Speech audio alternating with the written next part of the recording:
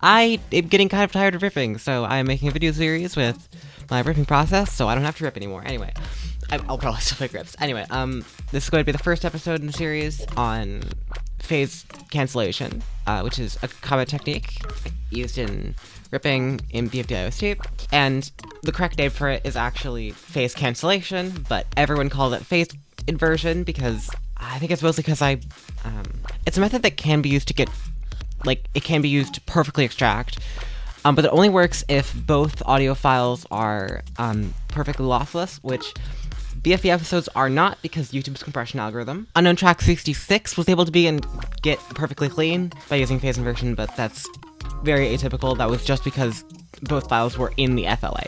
Anyway, for most of what you're doing, it's going to be just not working perfectly, but it's going to remove a ton of vocals and SFX. So anyway, let's start with the simplest case, which is just extracting from episodes pre-BFB9. So today we'll be riffing Goofin, and I have BFB1 already loaded in. Fun fact, you can actually import videos directly into Audacity by just dragging in the file, and it'll just import the audio of the video. So if you have the episode downloaded already, you can just pop it in. Anyway, let's find, where did Goofin play in the episode?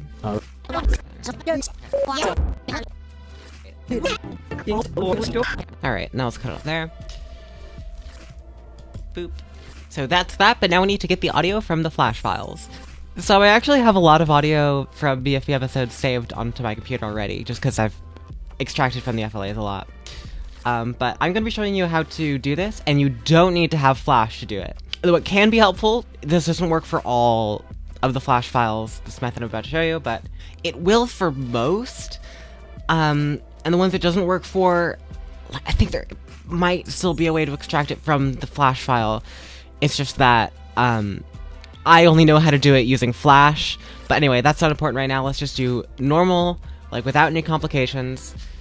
Okay, actually, one small complication, the audio, not the audio, the Flash file that this specific scene is from is actually missing from the Google Drive, but I do actually have it downloaded onto my computer. Let me find it. It's 1-32. So what you're going to want to do is you're going to open this in a hex editor. So let's find out where it is. HexFiend. You can download free hex editors from the internet. I use HexFiend. To find the audio here, what you're going to want to do, you don't need to understand any of this. You just need to search for .wave riff, and that'll take you directly to the start of where the audio data is stored. You can do this. Sometimes there are multiple audio files, so you can just click through next until you find all of them. And the first bit here before the .wave is going to be the file name. Let's just copy from just after the slash, then scroll all the way down, and then you can hold Shift, and then drag to select to the bottom. Now search for library. Oh, sorry, paste it into a new file. Create a new file, then paste it in there. Then search for library. Now, the first thing you see at library, go before that to the instance of the letters P and K, and drag from the start of that to the end of the file. Now scroll back up to the top, copy the file name, and then delete it. Then you can save, and then save as the file name, and you can just paste it in there. And then that can give you the audio. There we go. And then we can actually start the process of inverting. Alright, so once we have both audio files, the first step is just to align them down to the sample. What you're going to want to do is first just align them in a more coarse manner, find where they align, and then make more fine adjustments so it gets down right to the sample. And who are you? Now it's going to be louder, but okay. Now here's what you want to do. You don't want to do the invert on the episode audio. You want to invert, this is just out of habit. It doesn't actually matter for the extraction part of it, but just for consistency, I will always try to invert not the episode, but the audio. So you go to Effect, Invert, and it'll just do it. Taco. Oh, that's a fun fact there. Hold on! There were some edits to the audio before editing, so we can just ignore that. Okay. Now, I've gotten really good at aligning things down to the sample, but like, this is what it sounds like if you don't have it aligned down to the sample. Like, that is a one sample difference, and it's already sounding more like, yeah. But I believe it. I believe it. And also sometimes there are edits like this, so you can like fix it, particularly like in the earlier episodes. So let's just give it a, like, quickly fix this. I find that often you don't need to change the volume. I used to like just constantly, like, every time I would just adjust the volume to be perfect, but honestly, like, when you import the audio, it's like 90% of the time it's just right, and sometimes you have to adjust the volume. I wouldn't worry about it that much.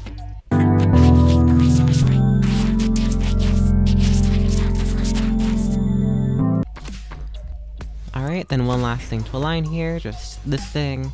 Also keep in mind that when you're aligning things down to the sample, here, like, because this is inverted, it's going to be upside down, so. Yeah, 4. Anyway, that's the end of that scene audio, and so we can grab the next scene, which is 1-33, obviously. We can invert before we... What if I say invert with a stress like that? It's invert. There we go. Right way! Okay, I'm gonna cut out just... It's just so much fun.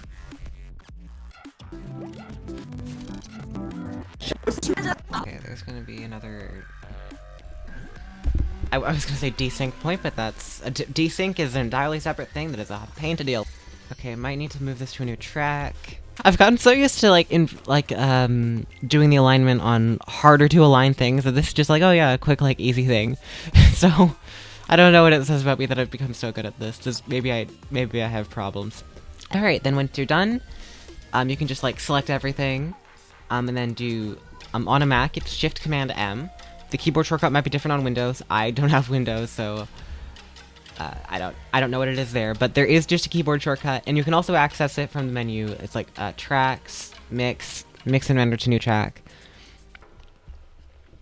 And that will, like the name suggests, mix it and render it to a new track. Hold on!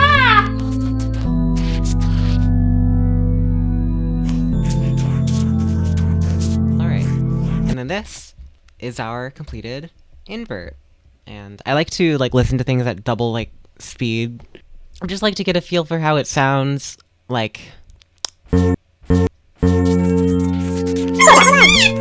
like how bad the artifacting is, kind of. Like, I just do this for my rips in general, not just for this.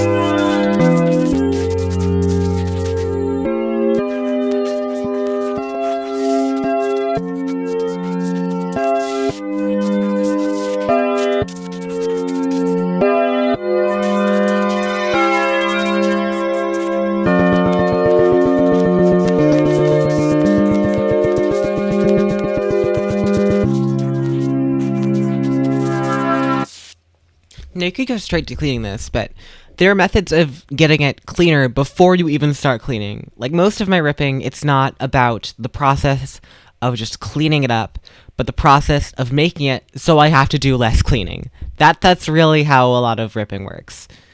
At least, for me at least.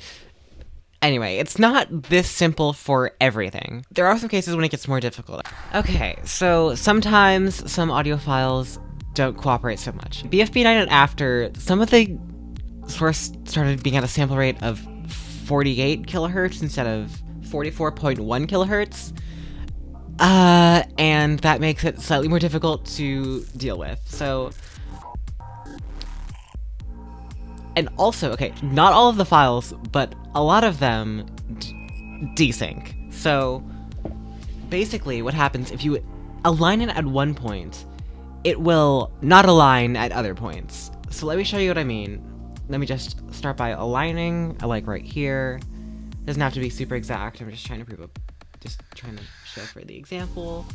Now let's invert this. X's treasure are various emeralds underground, some of which are buried at the coordinates 133. So it just does that.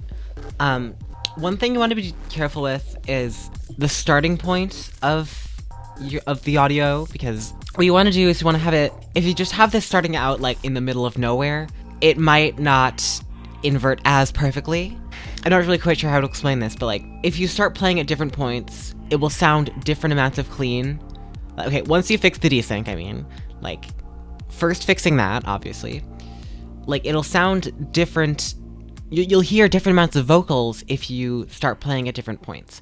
It probably has to do with how your initial position lines up, because the different sample rates don't align perfectly at each point. But whatever the case, just know that you should always just start playing from a specific point, and if you don't want to like go and listen through the whole thing, you can just mix it down to a track, and that'll be like it is at the start. Anyway, just make sure that the start is anchored like there, and then we can worry about fixing desync. So how do we fix desync?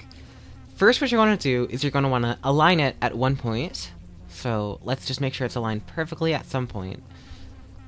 And let's say right there, that looks like a good point to align. Now let's add a marker there. Now let's go to a new point. I can see that there was a bit of a cut in here. Yeah, right about here. And after that, anything after that we can't use to fix the desync. So we'll have to go before this. It should still be fine though. It's probably not going to change anything. Anyway, so now let's find 2 points that align. This is going to be a little harder, but I think I can still do it. These look like they'd be good. Let's see. This is hard. How about this part that gets close to clipping? Oops. So then let's find the first sample that clips, and let's find that. Wait. Whatever. So it's the one, two. That's the third one in the bottom channel that clips. So let's find it and find the first sample that clips. Okay, I've come up with like names for features in feature alignment. Peaks and crossovers. Peaks are basically just the top points, and crossovers are when like it crosses like the vertical border. And a rule of thumb I have is always like if there's music playing over something and like they're different, if you know what I'm talking about, you should always use peaks instead of crossovers, because crossovers like can tend to change more, and peaks can be more constant even when there's music playing underneath it. I hope that made sense to you. So next thing you're going to want to do is make sure that your viewer thing right here is set to samples. You can set it like this. Make sure that this is length and end of selection, or whatever. Just make sure that one of these is length, and make sure that this is set to samples. Okay, on here, the place you put your like playhead or whatever it is should be like where it needs to go, where the feature you aligned is in the episode audio. And then you're going to take that and select from here to here. Now remember this number right here, 1170067. Now go all the way back over here, then select different here. Remember the number 1170067. Then change speed 1170067, and that's it. Click OK. Now to test, let's invert. X's treasure are various emeralds underground, some of which are buried at the coordinates 133, -8, -7.63. Now, secret so bad. Advantage over the other teams. X's treasures are various emeralds underground. Some of which are buried at coordinates 133, -8, -7.63. Wow! Okay, so we're not quite done yet. We still need to... There are still the edge cases. Like at the edge right here, this part's still not going to be fully aligned. What we want to do is we want to take this and we want to take that speed change and apply it to the whole thing. Now, this is going to have to be realigned. It's not going to automatically align like it did before. So we can really align this anywhere because it should have the desync fixed. Yeah, that looks good, I think. Maybe I might have to move it over by a sample. Now let's invert it. Invert it. X's treasure are various. Okay, I might need to move it over one sample this way. X's Oh, treasure. that's worse. Let's try the other way. X's treasure are So, okay. various emeralds underground, some of which are buried at the coordinates 100. This is why I hate fixing desync. It's because it's just so tedious to actually get it right. One second. Okay, like, from this I can tell that this is the best that it can do, and this is not optimal. Oh, actually, never mind, that might actually be optimal. But anyway, you might want to check again to make sure that things align perfectly over here too. Like, if you can move it over by a sample or something, and it works better over here, then... I didn't say this in the recording, but you'll want to experiment with changing around the number in the change speed thing. The number of the new length in samples. Change that around. Experiment with it. Yeah, but actually, looking back at this, I think it's totally fine. Yeah. And that is a desync fixed, phase invert, or phase cancellation. Okay. I could do the next, like, bit. I don't think I will for the purposes of this, because this isn't the track I'm doing the rip example for in the series. But if I were, I'd copy it to a new track, and then move it to the beginning, then grab the FLA audio, drag it in, and do all the stuff you need to do. So anyway, I think that's it for the what is happening, why I can't, that's mildly annoying. Let me force a window cleanup, 1 second. Because, yeah, alright, let's try this again. The one final thing I want to talk about is how to deal with post-split FLAs. Post-split is a pain in the butt to deal with, because there is a compressor applied to all of this audio, which we don't know the settings of. For that, like, I don't know, maybe just give up. If you want to at least approximate it, you can experiment with settings using the Audacity compressor. There is also utagoe, which is its whole other thing. Really, I'm gonna touch upon this briefly. It's, well, okay, first off, it's a Windows-only program, but I'm on a Mac, and I can run it, because wineskin. Basically, it's just pick, like, I have a folder for all my utagoe stuff. I'm just gonna use that. And then the settings here, I usually go for extraction, and then, like, either put this down to exactly 1, or, I don't know, maybe do something crazy with it. What I would suggest is that you have your files here, like, pre-aligned. Because while utagoe can align things, I think it's better just to align by hand. And also one thing about utagoe is it can also do phase cancellation aligning for you. I have not actually done this much, because it's actually, I feel like, faster for me to just do it myself. But the option is there if you want it. What else there are more settings here, but I mostly just hang around in this tab, to be honest. Anyway, so the way utagoe works is, so instead of subtracting two waveforms from each other, like phase cancellation does, what it does is it takes the spectrograms and subtracts them. So it's like by frequency, removing like what different frequencies, like, and this is good because it, like, even if like the phase is slightly off, it'll still get it. And well, I tend to, like, okay, one thing I want to say about utagoe is I personally tend to avoid it using it just like for this initial stage, for just getting cleaner stuff. I do find it useful to for like other points in your ripping process. Though it is up to you if you want to use this instead of phase cancellation. Oh, and to enable the phase cancellation, you go to by waveform instead of by frequency. So yeah, that's all I really have to say about utagoe. I'm not going to run this. Yeah. I think that's good. Alright. I guess that's the tutorial. I think it'd be kind of funny if this video got to 20 minutes, so have a look at this cropped cat image. I think this was funnier when I initially cropped it. Like, actually, it's not very funny.